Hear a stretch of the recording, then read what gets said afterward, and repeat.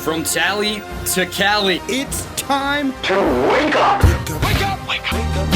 Warchant.com is your ultimate Seminole sports source. And this is Wake Up Warchant, presented by Corner Pocket Bar and Grill. One more corner pocket. Now here's Warchant.com's Aslan Hajavandi. And Corey Clark. Oh, the weather outside is frightful, but the fire is so delightful. Wake up! What is up, everybody? It's Wake Up Warchant, presented by Corner Pocket Bar and Grill. Coming up on today's show, top 5 class becomes a top 10-ish kind of class. We discuss what does it mean to be a closer, and Michael Langston gives us his thoughts on Tribe 2024. Wake Up Warchant, presented by Corner Pocket Bar and Grill, Tallahassee, Florida. CPTallybar.com, the website, 2475 Appalachia Parkway. Put that in your GPS. It will lead you to the best place in Tallahassee. Lunch specials Monday through Friday, 11 a.m. to 3 p.m. on Thursday. Cheesesteak sandwich, chicken or steak. And the photo on the site looks so delicious. And the curly fries are just popping, like a golden brown. They look great. Corey, not a big potato guy, but I am. Those curly fries, those are winners. Those are I'm a big fries guy at Corner Pocket now. Right, I don't like fries. They're skinny, and they're good. They're really good.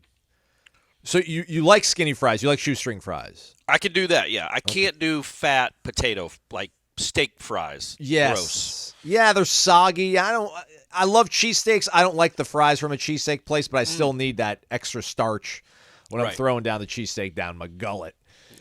Warchant.com, putting all the information in your brain, I was going to say gullet, everybody, relax. Warchant.com, thumbs up, 5-star rating and review. I don't know if the sign day special is still going on. It might be.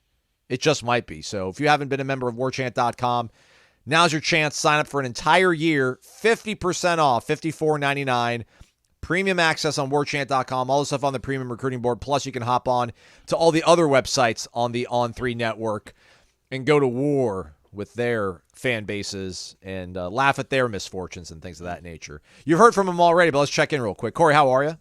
I'm good, man. I'm good. How are you doing? You had a longer day on Wednesday than I did. You doing all right? Yeah, I'm hanging in there. All right, good. Just it's part of the the job, man. Part of the business. You got to go crazy on signing day.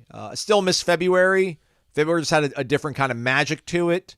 Yeah. But December is what it is, and now we got the portal season to look forward to, which is why you should sign up for Warchant.com, everybody. So let's get right to it then, Corey. I think when the sun rose yesterday on Wednesday, Florida State stood third in the nation in their recruiting class when it comes to high school recruiting. They were number 3 in the nation, and slowly that kind of started falling out of their grasp, if you will. And as we sit here and talk, I think they're now 11th. So put that a little bit in somewhat of perspective here. I had the numbers in front of me. Now they're all gone. So I really can't do it. But I think they were 21st in year 1, 18th, and then they were in the 20s for like the last 2 years. So significantly better than years prior. This is the highest ranked class high school-wise for Mike Norvell and this staff, but I'm sure it feels underwhelming for the vast majority of the people listening to this podcast. Well, it's the timing of it, right? Like if they had been, 22nd going into Wednesday and then jumped up to 11 with like 3 flips, two guys that were on the fence that they got. It's just that when you backtrack, and again, it's not, we'll see, man. We'll see. We all know the deal when it comes to recruiting in 2023 and on. This is the, technically the class of 24. For all we know, KJ Bolden is going to be here in a year. He might be here next month. That's the world of recruiting right now. We were all very disappointed 2 years ago not just when Travis Hunter, we'll get to him in a second, because I think Mike Norvell had a not so veiled. I don't know what it was. It was a remark. It wasn't an insult, but it was a thinly veiled remark about Travis Hunter on Wednesday.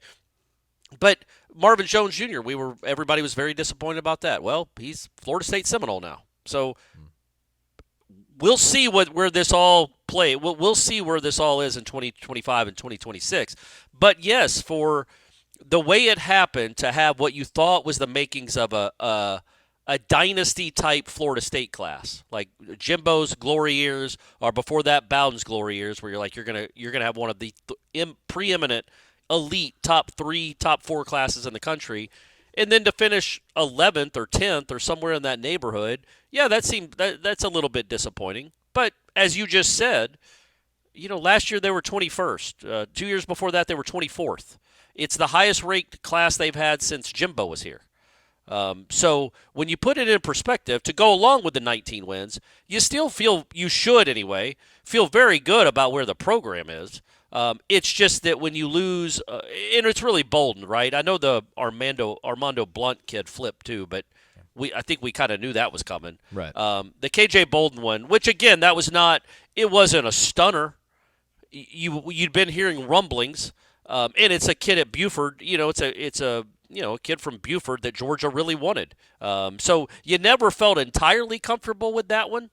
But still, you had him until National Signing Day, and for the second time in 3 years, a 5-star DB from the same county in Georgia flips at his school in a National Signing Day ceremony. So I get the disappointment. I'm not going to sit here and tell you guys not to be a little bit disappointed. As long as we're adults and not babies and have the proper context of what program you get to cheer for now compared to where it was 2 and 3 years ago.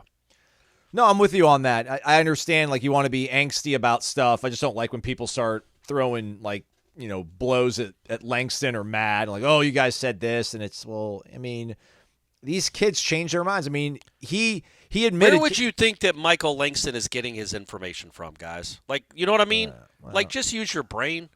Like, these players clearly aren't up front, 100% up front. And that goes for all the kids that Florida State signed. Maybe they were stringing along other coaching staffs too. Like that, this happens all the time. There will be 4 different recruiting. Like Florida State, I don't know when they stopped feeling great about Jeremiah Smith, but I know they felt pretty good about him. Yeah. Well, clearly so did Miami. Miami's the one that finished second. So these kids tell different coaches a lot of the same thing. And so again, I would don't act like they're just throwing stuff at a wall. Like, they're getting information in real time. Kids change their minds and they tell coaches what they want to hear, and sometimes not the truth. I tried to get it out of Coach Surtan on Wednesday. He's like, he was like, hey, listen, we got 4 guys that we liked. We lost somebody at the last minute. It happens. And then I'm like, do you know this is happening? Is it a slow process, or do you kind of discover it as we all do? And he like had this really long pregnant pause, and he's just like, yeah, man, it's just part of the game. It happens, but we're happy with who we have. But like, you could tell, right, that they felt good about their chances, and they were a bit surprised as well too. So it's part of the business, man. We flipped Antone Smith one time. Don't forget that, everybody. Let the Antone Smith flip. Let that warm you as you feel a little bit disappointed. Yep. But you said it well. I mean, it's all about, when you start at 3rd and you end up at 11th is much different than starting at 24th and ending up at 11th. The feeling, but you're still at 11th. You're no still matter 11th what, or 10th, yes, or whatever. We yeah. Top 10-ish class. It is not where you hoped you were 2 weeks ago. You were thinking, okay, not only are you getting the number 1 safety in the country, there's a chance you might get the number 1 overall player in the country, and a generational wide receiver. And then you had the Blunt kid that was still committed. So it wasn't a great day when it comes to new news. Like the newsy part of Wednesday. Right. And that's kind of what I wrote in my column is like, I get why, looking at it from afar, or in my perspective, I can sit here and say, look, guys, you just had a top 10-ish class. You're a 19-game winning streak 2 years ago. Just think about it. Have that perspective of where this program was, and now you're complaining about like, even if they'd have gotten Travis Hunter 2 years ago, they wouldn't have been the number 11 class in the country. Now they don't. Obviously, they didn't get Travis Hunter, but they didn't get KJ Bolden either, and they're still the number 11 or number 10 class in the country. They got some real kids. They had more top 200 kids in this signing class than they did the previous 3 classes combined. Mm-hmm.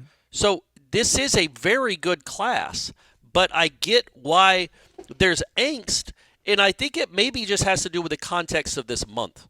Like, there has been, other than Marvin Jones Jr., who, by the way, is a 5-star commit, if you want to throw that in there, and not just from 2 years ago. He's like the number 11 player in the portal, according to On3. That equates to a 5-star, if you just want to go by the ranking system. So you've got to, don't forget him when you're judging this class, and whoever else comes in the portal when you're judging this class. But no, that's the only good news they've gotten in 2 weeks. It's been nothing but a horrible playoff snub, opt-outs, guys declaring for the draft, guys entering the portal, and then all these other kids that signed on Wednesday were committed. There were no surprises, right? There were no down-to-the-wire decisions. So the only news on Wednesday was bad news. Because Luke Kromenhoek signing, that's great for the program. It's awesome. But you were already expecting that. That was already happening in everybody's mind. So the only newsy things that happened really for the last 2 weeks have been kind of bummers.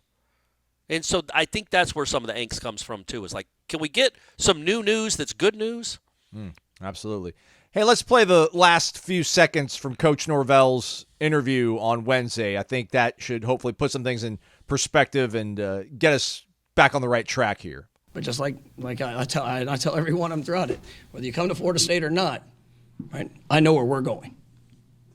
And I told guys that 2-3 years ago. And they're sitting maybe at a different school and they're watching Florida State do something really special. So it's, I wish them all the best. But I have an unbelievable amount of confidence in where we're going. And today, with the 21 that have been announced, we have a special class coming in that can do incredible things. Yeah, man. I don't want to totally just, I think we talked about the good and the bad. We talked about the bad about it. But this staff, again, man, has recruited well, has developed players, and that portal thing still is out there, everybody. So I think that last 15 seconds really encapsulates where people should be. Hopefully here now a day afterwards, be disappointed, but then ultimately realize this staff has a really good knack of evaluating, developing, and they're not going to stop anytime soon when it comes to all that. Well, yeah, and that comment there was kind of the one I think, and I wrote about in my column, was the veiled shot, thinly veiled shot. Maybe it's not thinly veiled, it's thickly veiled. That's a word, right? Thickly? Yeah. If thinly is a word, thickly should be. Mm-hmm.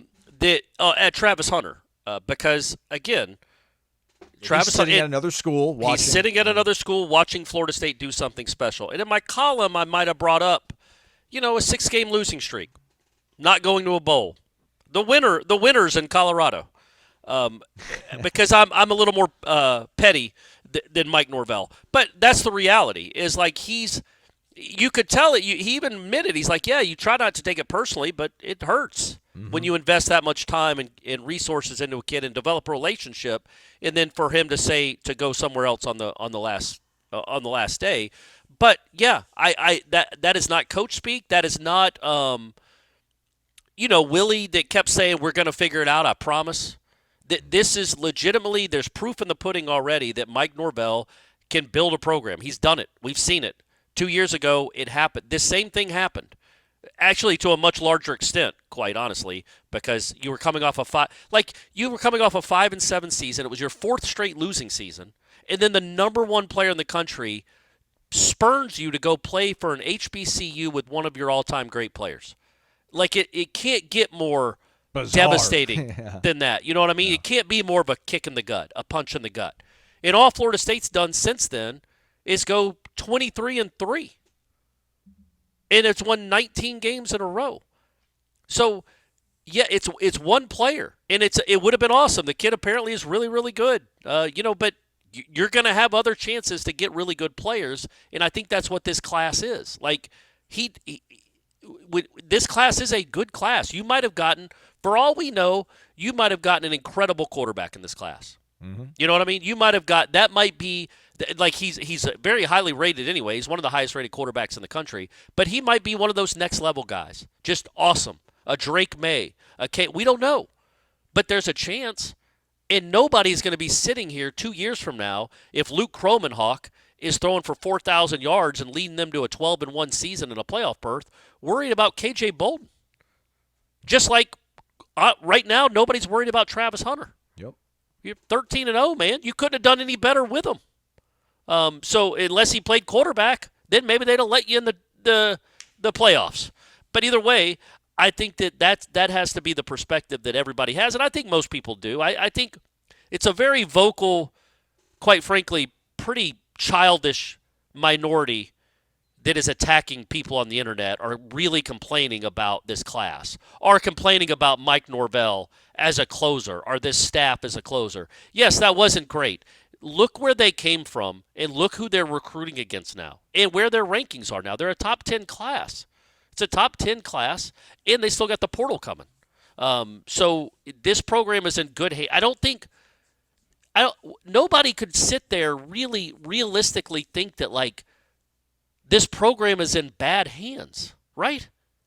Yeah, like, or moving backwards, or I know they moved backwards from 3rd to 11th, but in terms of like the overall trajectory of this program, no, because the portal's still a thing, and they're going to probably figure it out in that as well, because they've had the last 2 years. But even if next year is not, it won't be, guys. I'm going to go ahead and spoil the surprise for you. Florida State's not going to go undefeated next year.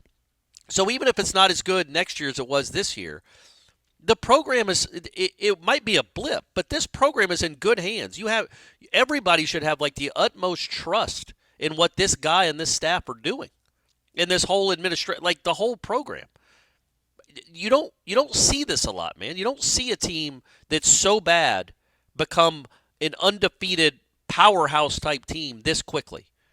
Like Alabama went from, I know we can use them as an example with Saban, but they were always okay. They had some 6-6s, 8-4 years, and it just wasn't good enough. Then they go hire the best guy to ever do it, and 3 years later, I guess, they're winning a national championship.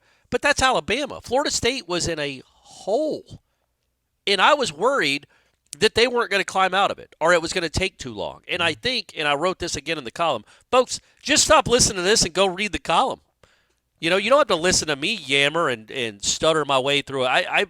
My columns are much more articulate than do both. These do both. shows. Do Actually, both, do both.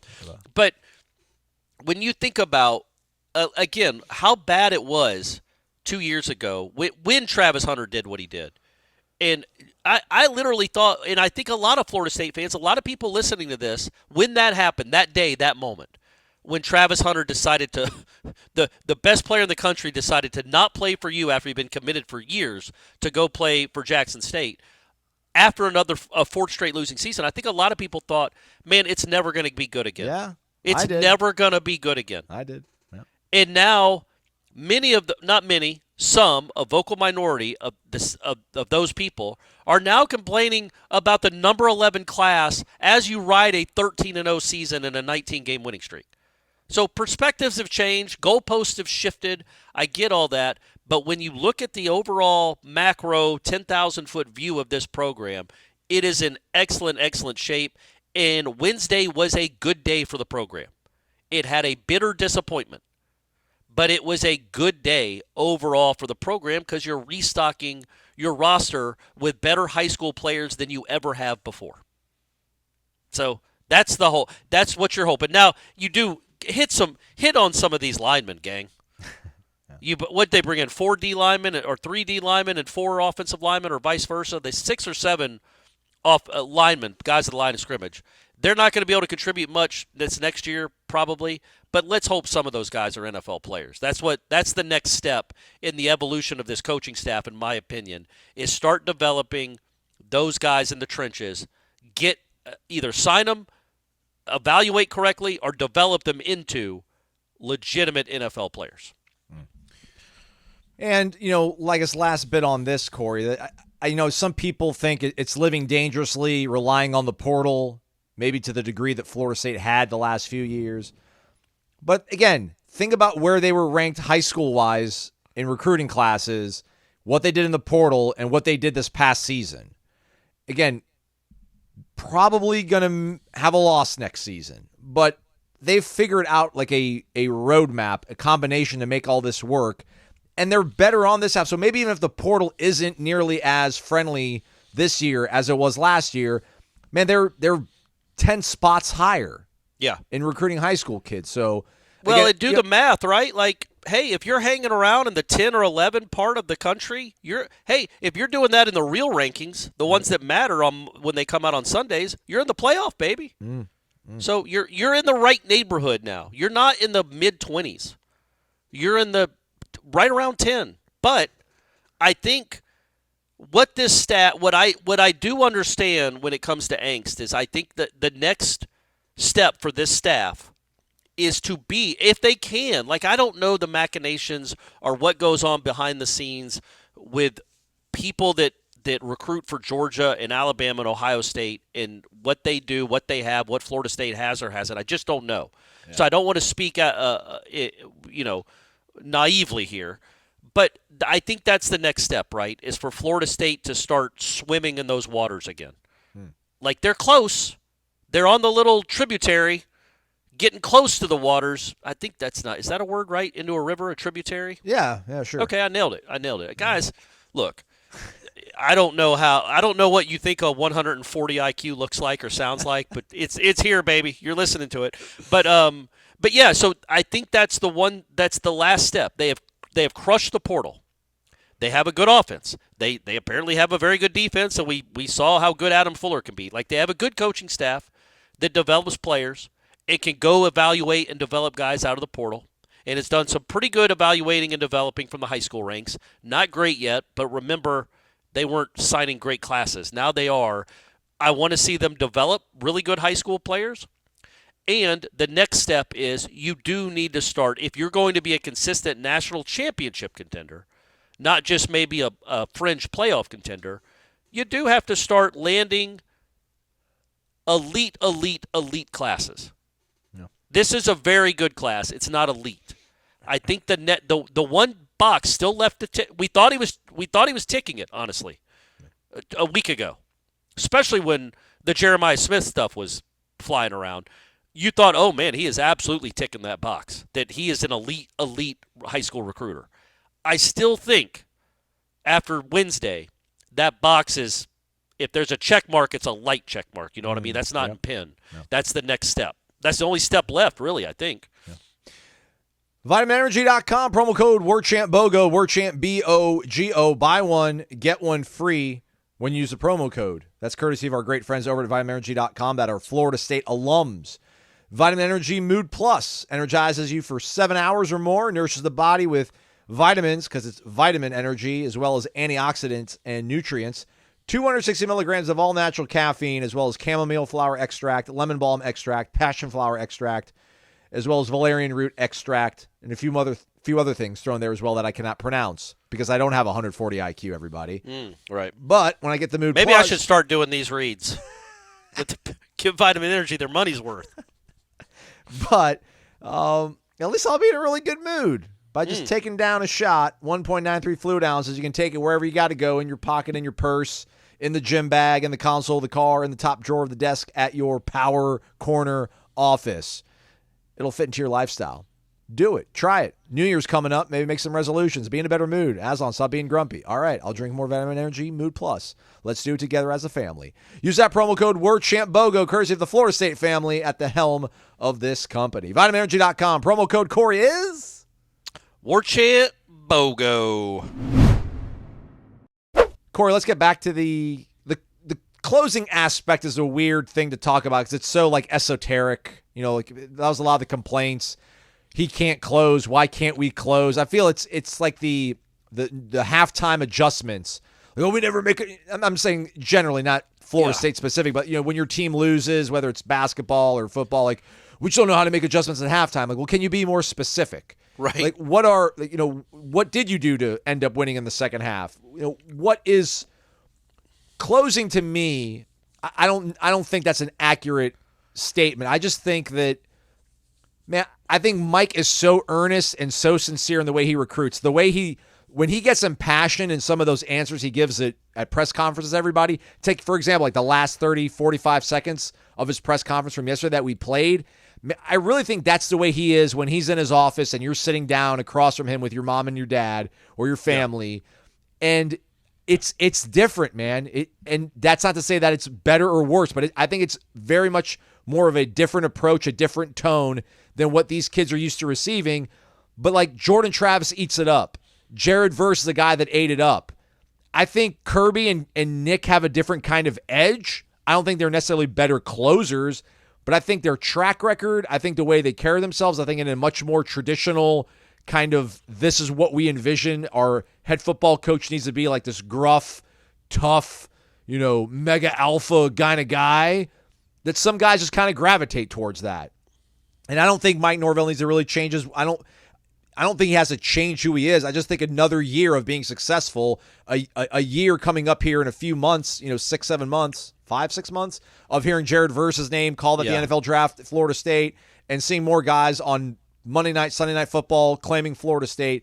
That's the kind of stuff that'll eventually help catch up to being able to get these super duper elite classes. That I agree, man. You probably do need to stack on top of each other to be the Alabama, to be the Georgia, to always be in the conversation for these playoff spots and championships. Yeah, it's another step, right? Like I think that I was looking at On3. They do when I was looking at KJ Bolden. I was the teams that were recruiting them. On3 has this little when they're in the recruiting link on the kid's profile, it will say like the 5 teams, the 5 biggest threats to land the kid.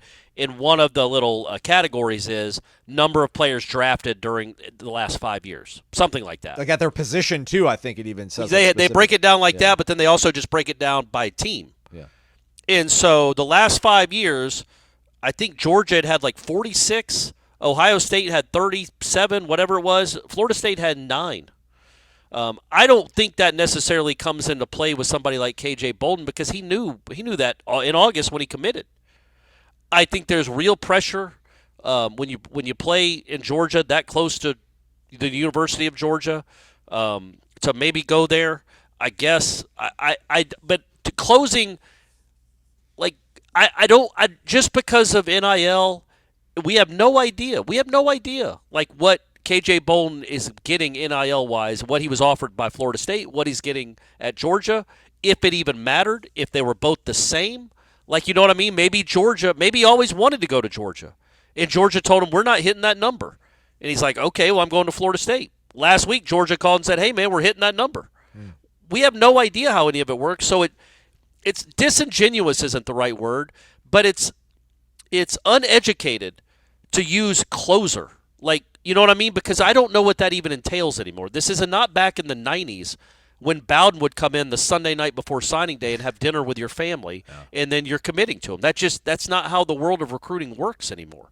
So I just think, again, by however it has to happen, I do think it's a legitimate, concern, sure, that he might not ever take the step to be a Kirby or Saban. And again, who is? No. Cristobal, by all measures, I guess, is a better recruiter than Mike Norvell. If you go by the numbers and the metrics and the rankings, Miami has the number 1 class in the ACC this year. I think they had the number 1 class last year. He's quote-unquote, out-recruited Norvell each of the last 2 years. Who would you rather have as your head coach? Yep.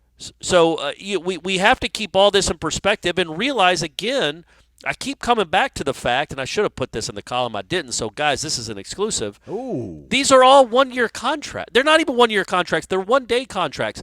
Those, I guess they still fax in their letters. They mean nothing. Like, legitimately, KJ Bolden could come to Florida State in a week and join the team. There's no rules against that. So the point being, you lose a kid now, that doesn't mean you've lost him forever, and it doesn't mean if you have a not great recruiting class, that you can't go compete for a national championship 2 or 3 years down the road. You just heard those rankings that we gave you for the last 3 years. Like Florida State was 18, 24, and 21 in the recruiting rankings. Well, they were as high as number 3 in the country this year, because you have the portal, and some guys that are 3-star guys play like 5 stars. So, and you can go get a guy again like Marvin Jones Jr. You missed out on him the first time. Well, now he's home, and that stuff is just the reality of the sport. So I don't even know how this started, but I do think. Oh yeah, it was the draft. But I do think, again, when we talk about boxes that haven't been checked, I don't consider this to be that because we're about to see this box checked. Yeah, he's had the last 2 years. Florida State has had 2 players drafted total: Jermaine Johnson, Jamie Robinson. That's it. Keir Thomas made the team, is in the NFL, but he wasn't drafted. So, again, when you're talking about Norvell has taken a team that was horrible and made them undefeated. He's won an ACC championship. He's had a Heisman contender. He's proven all these things. He's had a really good recruiting class. This one we're talking about now. The one thing that he hasn't done yet is prove that Florida State can be a pipeline, because kids I promise you, kids care a lot about it. Yeah. They care a lot about it. I can understand a parent of a 5-star defensive back or defensive player looking at Georgia's draft production the last 3 or 4 years and going, yeah, KJ, that is absolutely where you're going. Are you high? Of course you're going to Athens. Look what they do. You're going to be a millionaire in 3 years. And so that's the next step, but that's coming, right? We're about to see it. And you're about to see more and more of that, I think, as the program moves on. They're going to have, I don't know, man, 8 guys. I don't know how many guys they'll have drafted. Certainly more than 1, which is all they've had the last 2 years. So that's going to be very good for Norvell, too, as he still builds this program to where he wants it to be. I mean, it's Florida State fans listening to us, so you don't take a back seat to anybody. But, I heard Jeff talking about it on a show yesterday, the Jeff Cameron show, 1 to 3 o'clock. And, I thought he really said it well near the top of his show. And there's nothing wrong with it. You're striving to be the best out there. But, it's Georgia. Georgia is a little bit better than Florida State right now. Yep. I know Florida State's ranked ahead of them. Florida State yeah, they are. That's right. has more of a deserving argument to be in the college football playoff. Longer winning streak. This is true. Regular season, yeah. We have for right now too as well. But man, Georgia's won 2 straight national titles. What Kirby has done, and KJ Bolden, for whatever it's worth, in his interview afterwards, said that it wasn't about NIL to him. It was about relationships and being developed. And he says it's 30 minutes, 40 minutes from my house. Yeah. Kirby said he wasn't going to let another top prospect from the state of Georgia leave the state. I don't know who that was really in reference to that left recently. But what do you think that means? How do you not let somebody leave the state? Yeah, right. What are you doing to keep them there? Handwritten letters telling you how awesome you are. I woke up thinking about you, KJ. Yeah. Cut-ups of, here's where we're going to put you in position to be successful. Yeah. Listen, Florida State. But yes, Georgia's awesome. It's a great program. Yeah. So, I mean, you lost. If it would have been Auburn, it would have been that would have felt gross, Yes. Yep. Jeremiah Smith went to Ohio State. He was committed to Ohio State for the whole cycle practically. He couldn't flip though, could he? Yeah. Florida State only loses flips. They don't flip the 5 stars. I get it, man. It's frustrating. Yeah. But no, that's all I really wanted to add. That let's also take into consideration, man, that you finished second place to a guy that's won 2 straight national titles and has put, as Corey said, a boatload of guys in the pros. So it's hard to say that you're bad at closing. Because when it comes to setting these kids up for success in the future, right now, Kirby just has a better sales pitch when you're from 30 minutes from his house. Well, even if you're from Japan, he has a better sales pitch. I mean, you're talking about the preeminent program in the country right now. They're the best program in the country. The national championships and the draft prove it. But this is who you're recruiting against now. Now, as Jeff always likes to say on his show, 1 to 3, you're not a victim of your own success. So now that Florida State has established itself as this, in my opinion, once this draft happens and hopefully another good season happens in 24, now you that's not, you can't just accept, we can't recruit Georgia kids. No, but if Georgia wants a kid, we can't recruit. No, you're Florida State. If you keep proving yourself over and over again, you do win these battles. And they won plenty. They won plenty of battles. They just, that's a lot to ask. I think what people get frustrated by is all of that makes perfect sense. Kirby, the development, the national championships, 40 minutes from home. Well, then why were you committed for 4 months? Yeah. It's not like he moved in the middle of the season and he was living in Tallahassee. He's been in Buford the whole time. And he said he knew 3 weeks ago that he was going to go to Georgia. Yeah, see, that's what I don't. If you watched our video of him after his official visit, he was saying one thing, but the mannerisms were saying something completely different. It seemed pretty obvious he did not want to talk about it. But it's you'd like that to be taken away. I don't know. It's part of the deal. It's 18-year-olds. They like attention, and I'm not blaming them. I would be the same way, I guess. But if you're going somewhere, don't even come on the official. Just don't even come on the official. They could have been in the portal looking for a safety this whole time if they'd have known. Don't string them along is all. But again, Norvell can't be too upset and can't write them off and say clown decision, bro, and tweet that out because he's a free agent and he clearly likes Florida State. So if things don't go well next year, if he has a run-in with the coach, or if he doesn't like his playing time, or if he just doesn't like his position coach, or doesn't like Athens, hates Hedges. He might hate Hedges. Florida State's an option after that. That's the reality we live in. Like, you signed 22 players on Wednesday. Aslan, just spitballing. Yeah. How many of these 22 players that you just signed on Wednesday, this is a good class, do you think will be on Florida State's campus in 2026? Oh, jeez. 11? Yeah, that like 10.5 is the number you're probably setting. I might have taken the under, to be honest with you. Yeah, but that's every program. Yeah. It's every program. That's just what you're dealing with. So it's like Brady, because I texted Brady. He's like, I can't believe KJ did that, man. And I'm like, well, number one, it frees up more money for a quarterback. But also, if you want to just talk about numbers and salary cap numbers, but also like he's still available next year and the year after that. Like that's the world. That's the world you got. And also quit recruiting 5-star defensive backs from Gwinnett County. It's pointless. Yeah. Last thing before we bring Michael Langston on here. They just stab you in the heart, these Gwinnett kids. Come on, man. Well, I read that this was the first kid from Buford High that committed to Georgia in 11 years. So that seems impossible. We opened our hearts crazy. to the right school there. We'll get Michael Langston on here to share some of his thoughts. And again, like we're not trying to beat up on the folks that are disgruntled and even the ones that are being vocal about it. Hopefully here in the next few days you'll calm down. But to that sort of point here, Corey, the portal is open. Quarterback is a position that we know they do want to address. Yeah. How much, what sort of salve does that put on whatever wound you want to say KJ Bolden left if you do get Cam Ward or DJ Uiagalelei? Because, again, they've gone in the portal. They have found talent. They have amassed it, and they have turned it into winning programs on football field. So I'm just trying to say, like, imagine if Cam Ward would have committed on Tuesday night. Or, would be like, all right, you guys want me to drop it now so we can, flush the system and did it late Wednesday night. If in the next 48, 72 hours, 7 days, how much of that do you think people will be able to put in perspective and get past whatever happened on Wednesday when they realize they have the number 11 class and they're still adding all these pieces in the portal that are probably going to be on the higher end of things? No, look, I think if Cam Ward commits to Florida State, that will be the single biggest commitment maybe any school got this whole recruiting cycle. Portal or high school kid.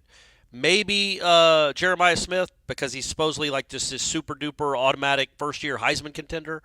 Nobody's ever seen anything like this. But other than that, because you get him for 3 years, theoretically, if you're Ohio State, other than that, there is no more impactful recruit in the entire country, portal or high school, than Cam Ward. Like, you're getting – because it's the position, right? Like, I was talking to – I can't remember who I was talking to, and it was like – how crazy, like Patrick Mahomes makes 5 times the amount of money, maybe 10 times, I don't know the salary, of Andy Reid. Andy Reid's the head coach of the entire franchise. The quarterback makes tens of millions of dollars more a year than he does. That's how important the position is, and that's how much that position impacts winning and losing. My whole life, the Chiefs have never been anything but average. They get a great quarterback, and all of a sudden they're the best team in sports. This year, notwithstanding, maybe that's not the best example. Still Travis, not counting them out, though. Still not counting them out. Of course not, man. They're probably going to win this stupid Super Bowl, and Taylor will perform at halftime. But so that's how important this would be, and I would think especially Cam Ward, but also DJ to a little bit lesser extent, would be an unbelievable salve. Like that's. You're gonna stress about a freshman teenage safety when you've got one of the best, again for the 3rd year in a row, one of the best quarterbacks in the country running your offense. Like that's how good Cam Ward is. Like he is one of the best. He's like 14,000 yards in his career already. He's accounted for 135 touchdowns. He's played a ton of football.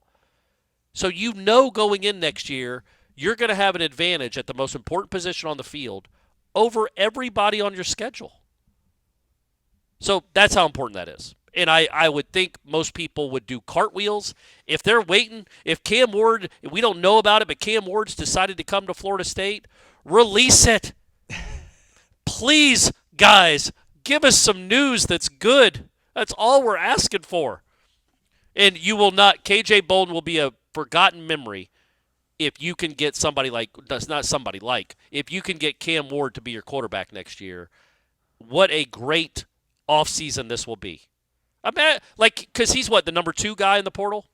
I think right? so. He's behind at least according to On3, he's behind the A&M defensive lineman that committed to somebody, Ole Miss, I think. No, Walter Nolan still has not committed. Evan Stewart's second. Cam Ward is third. And Evan Stewart, wide receiver, seemingly talking to Michael Langston and Matt Lasser, there's going to be some tires being kicked on that prospect most likely. So okay, so think about if you already got Marvin Jones, so whatever he is, he's 11th, top 15. Yeah. That's a 5-star. Cam Ward is a 5-star number 1 quarterback available.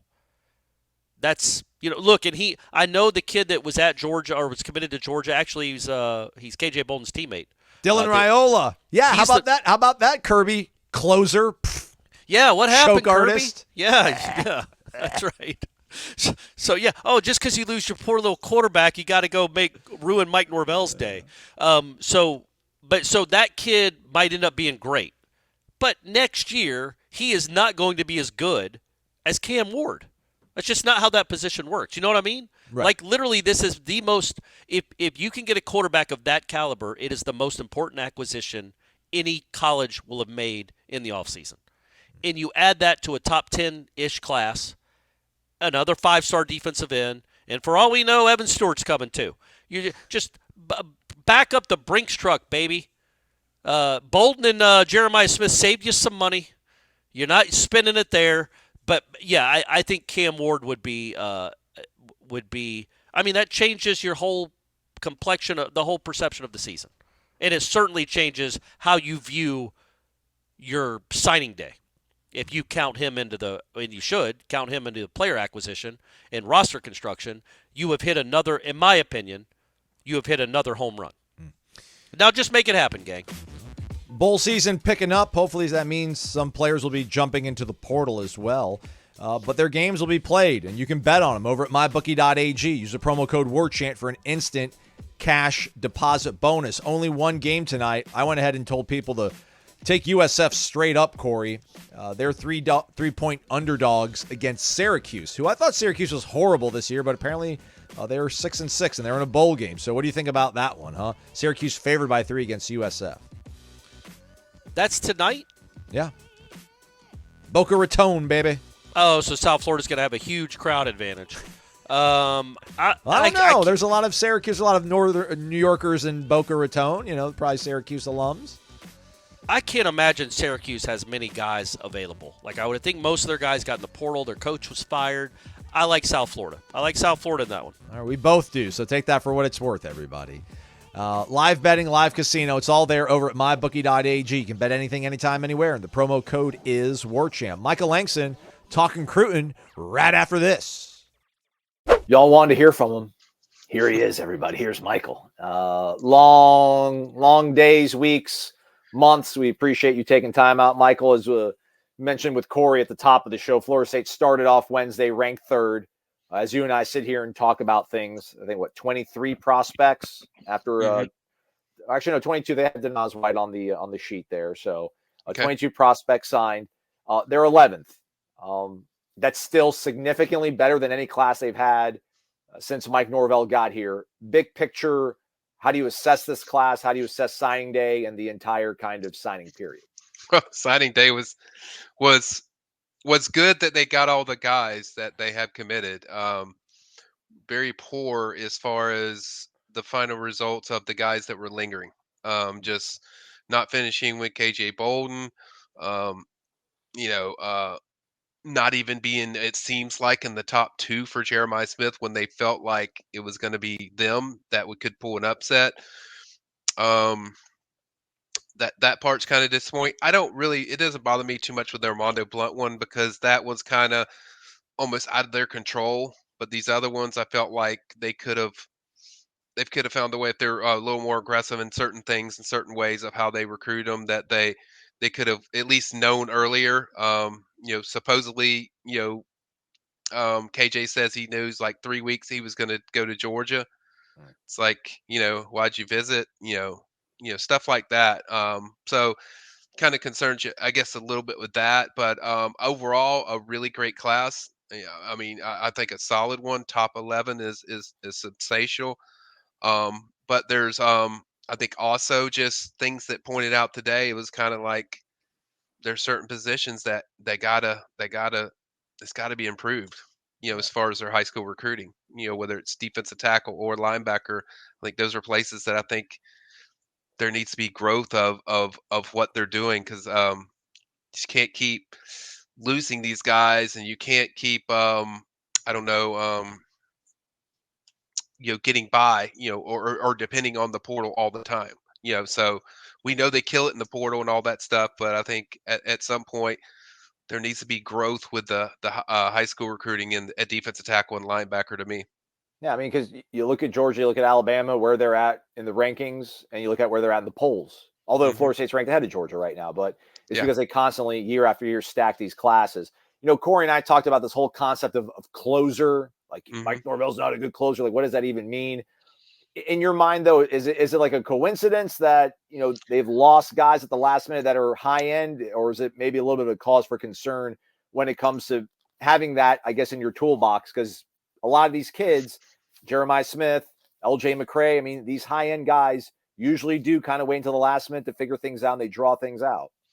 Yeah, I think it's just a mixture of being more aggressive with the relationship of when you talk to them and you're recruiting them. That it's kind of like what I said with KJ Bolton. If you knew 3 weeks in advance, that's kind of stuff you got to find out behind the scenes before you allow the visit to happen, or just you can put an X to it and say, okay, we'll move on. But or at least kind of where the status is. So that's just so. I don't think it's so much. Mike does a really good job of closing with recruits of just sending his message of what it is. But I think sometimes there's times that they could be a little more aggressive, and I think they lean so much on the relationships that they're trusting the kids so much, and they're still kids.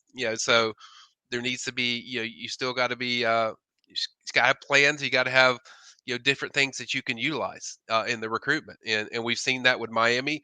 Certainly with Jeremiah Smith, he's got 3 other teammates that are going to Miami. Certainly they utilized that and took advantage of it and really pushed it in the 48 hours in that final frame. So just little things like that, I think, just need to learn from what they're going through. As far as in these recruitments, and just be a little. I don't think the messaging is wrong. I just think the aggression could be better and could be adjusted a little better. Oh, yeah.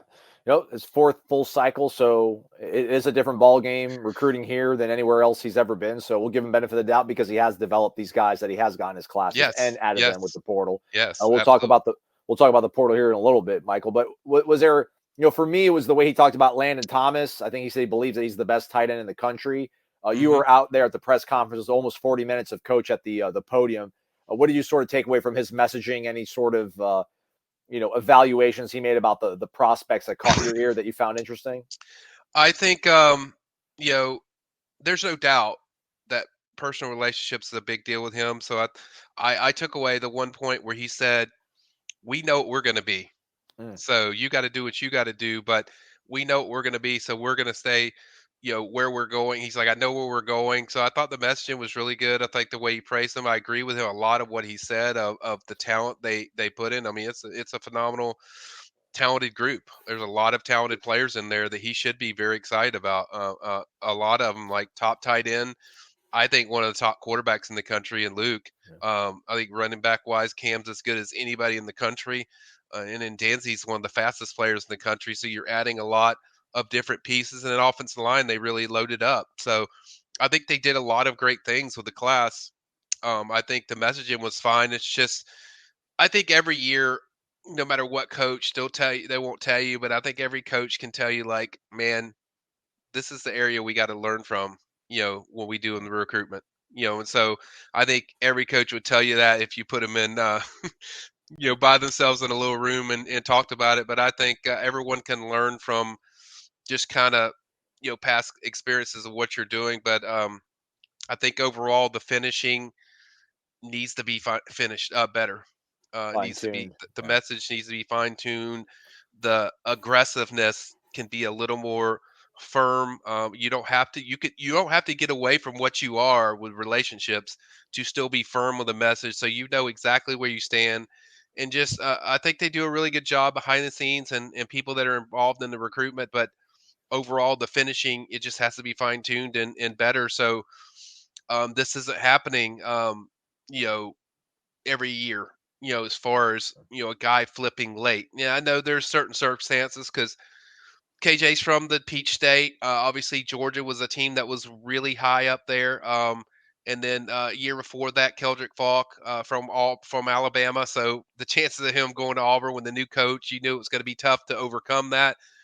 And then the year before was Travis Hunter, where there was nothing you could do to control that. So I think this just needs to be a more aggressive nature of understanding the opponent of who you're recruiting against in the area, and just kind of fine tune, I guess, the finishing touches that you put on that recruitment when you're at the end. Because Yeah, I think beginning and middle, they're really good. Right. I mean, it's almost like, I don't want to be like a poor sport about this. I mean, it's almost crazy that you even did have KJ Bolin for 4 months. Yeah. I mean, like, listen, he even said, he's like, like, Georgia's where I wanted to be. Like, the relationships, the way they put you in the pros, Yeah. he's like, they never gave up when I committed. And it's almost, and he's like, everybody thought I was going to be a lock. So everybody was surprised when I committed to Florida State. It's like, yeah, we were, because like, why would you leave Georgia if you're you and you want to play that position for that guy? So, and I know that's not a lot of silver lining to take, but the fact that Florida State was in the mix for that kid to the very last minute like that, to your point, they fine tune a couple of these things and know how to, seal the deal. I guess maybe close. Maybe I am being hypocritical. Yeah, It'll all work out there. And the other thing is, I think there's certain things that are out of their control, like the playoff snub. Really, I think it hurt them with some recruitments.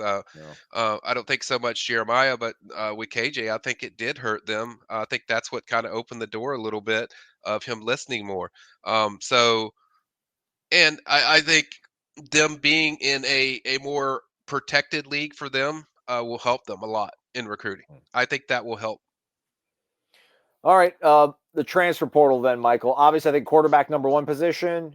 What do you think are positions like 2 and 3? And I guess how confident are you that if those guys aren't in the portal yet, that they will either surface or Florida State will find the best available that's in there to address those positions? Well, I still think the edge position is still, the top one. I think getting a quarterback is very vital too. But I think getting a few more edge guys, or at least one more.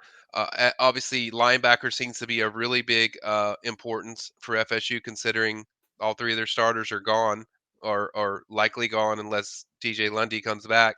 So, I think the linebacker is certainly there. And then obviously, you lost out on your top safeties. That might be something they look at the portal and see if there's a top safety out there that they can add, to finish it off. But I think those are some of the main positions. I think defensive tackle is a place I think they're going to add a few. So I think the numbers are going to be a little higher than we anticipated. And I do think they will accomplish much of their needs. I think majority of their needs, I think they will nail. Walter Nolan never seemed to be on anybody's radar in Tallahassee. I know it's between Ole Miss and Oregon, and as you're listening to this, maybe he finally ended up picking one of those. Did you ever hear anything about Florida State being remotely interested in Walter Nolan? Because, I mean, he's pretty much a very physical, gifted guy at a position that they could surely use somebody if Braden Fisk is going to move on. So I didn't hear anything with him, and even during the high school process, I didn't hear him wanting to visit FSU. So that might just not be a school that vitalizes him. And those 2 schools are big. Not saying that FSU isn't, but those schools kind of, to me, are NIL centric, type of schools. So makes me wonder if the NIL is driving force of where he wants to go.